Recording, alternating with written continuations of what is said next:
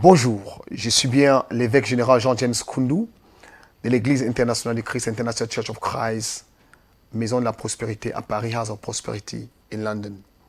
Nous sommes basés à Paris au 15 rue Auguste Perret, dans le 94 800 Villejuif. Nous avons nos cultes tous les mercredis, vendredis, samedis. Mercredi, vendredi, c'est à partir de 18h30 à 20h30 et tous les dimanches à partir de 9h jusqu'à 12h30. Si vous n'avez pas où adorer, vous pouvez venir nous visiter un de ces jours. Ce matin ou ce soir, je ne sais pas à quelle heure tu regardes cette vidéo, je voudrais te parler de maris et des femmes de nuit. Et comment on est bloqué en fait des maris et des femmes de nuit.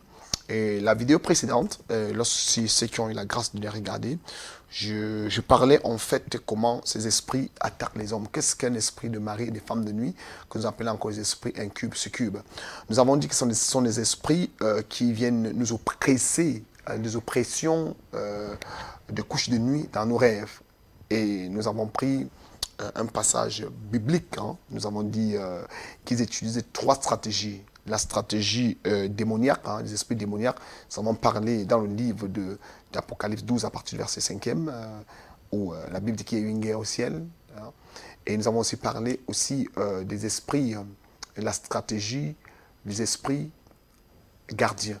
Qu'est-ce qu'un esprit gardien? Nous avons dit un esprit gardien sont ces esprits que nous avons contactés au travers de l'adoration d'autres dieux. Je vais vous prendre un exemple. Dans la Bible, c'est Jérémie qui le dit, hein, Jérémie qui a accepté Jésus-Christ, Jérémie qui était appelé de Dieu, Jérémie était appelé par Dieu alors qu'il était très jeune à 14 ans. Et la Bible révèle une chose importante, c'est que Jérémie, Dieu lui dit, Jérémie, je te connaissais depuis que tu étais au sein de ta mère, je t'avais formé, je t'avais mis à part pour me servir.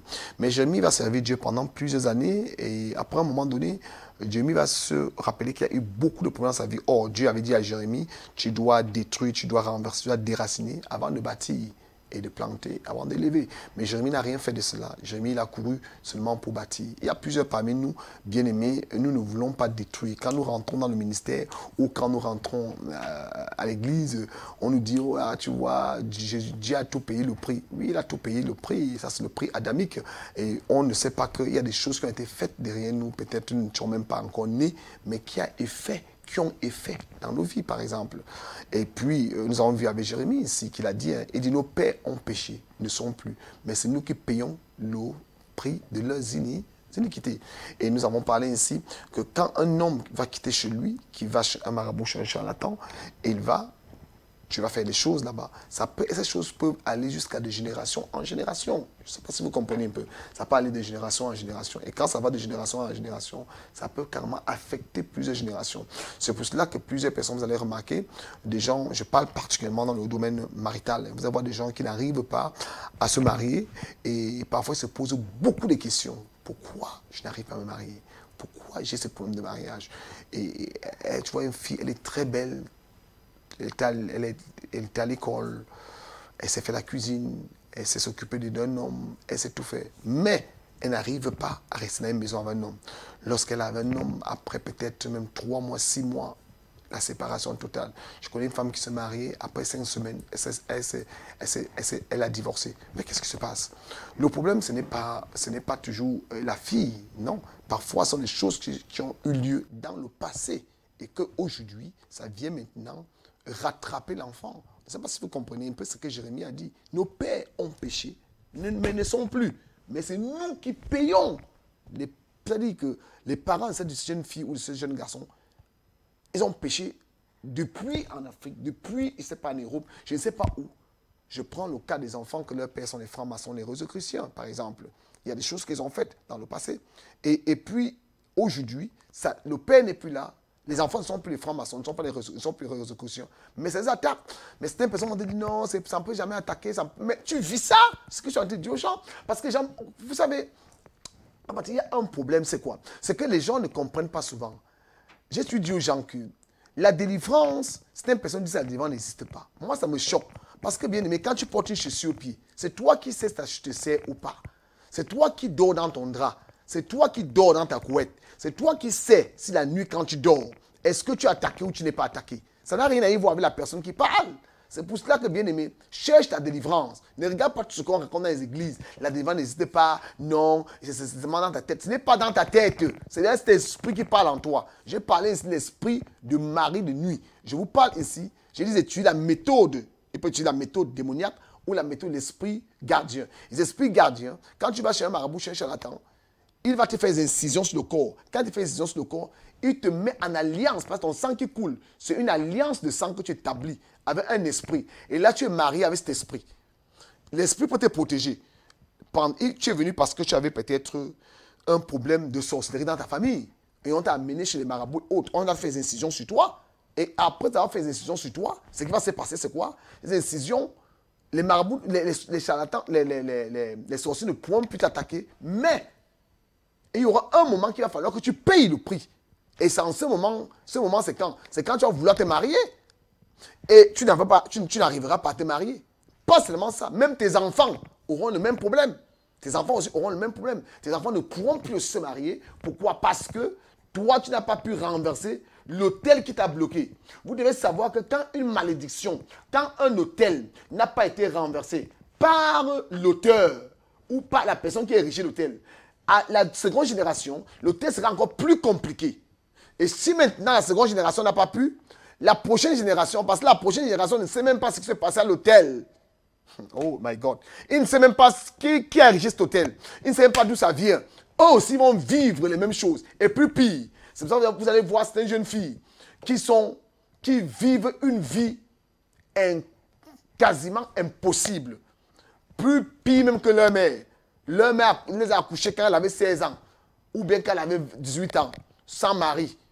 Elle aussi, elle accouche maintenant quand elle a 16 ans. Ou bien à 16 ans, on va la faire avorter. C'est comme ça que ça marche.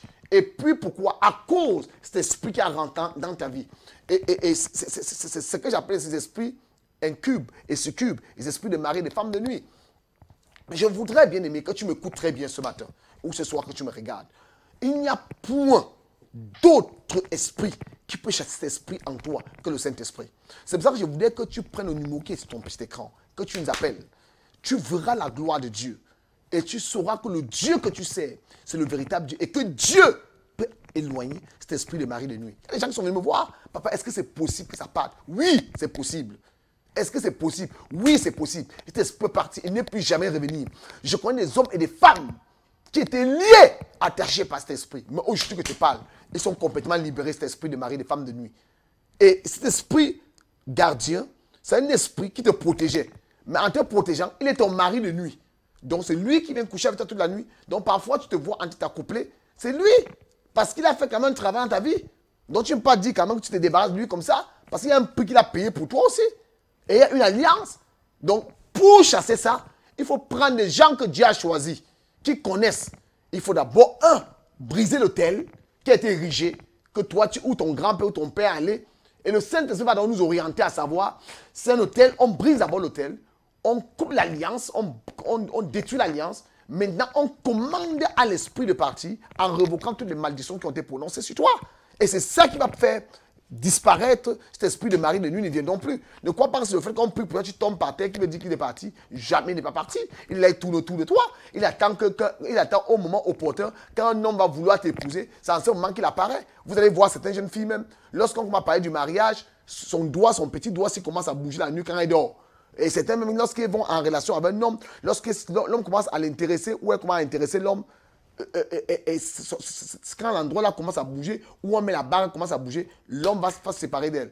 À chaque fois, lorsqu'un homme vient vers toi, lorsqu'il commence à parler de la dot, c'est en ce moment que tout se gâte. Mais qu'est-ce qui se passe? C'est tout simplement parce que cet esprit est présent. Et comment cet esprit agit en toi? Cet esprit agit en toi au travers du rêve. Parfois, tu te retrouves en tête accouplé avec lui dans le rêve. Parfois, tu sens sa présence quand tu marches. Tu marches, tu sens ta présence. Parfois, tu entends certaines voix. Parfois, tu sens même comme s'il est là avec toi. Parfois, tu sens comme si tu te caresses, comme si tu te touchais. Écoute-moi très bien, aimé. Tu ressens tout ça avec toi.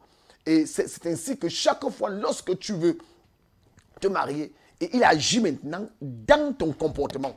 Je viens prier maintenant pour toi. Quel que soit ce qu'ils ont dit, quel que soit ce qu'ils ont fait, ils sont levés contre toi pour te détruire. au travers de ce mari, ces femmes de nuit, qui parlent dans ta vie, je me lève contre cette puissance obscure, contre cet esprit démoniaque, contre cet esprit de mari et de femmes de nuit, qui sont levés pour t'accoupler toutes les nuits.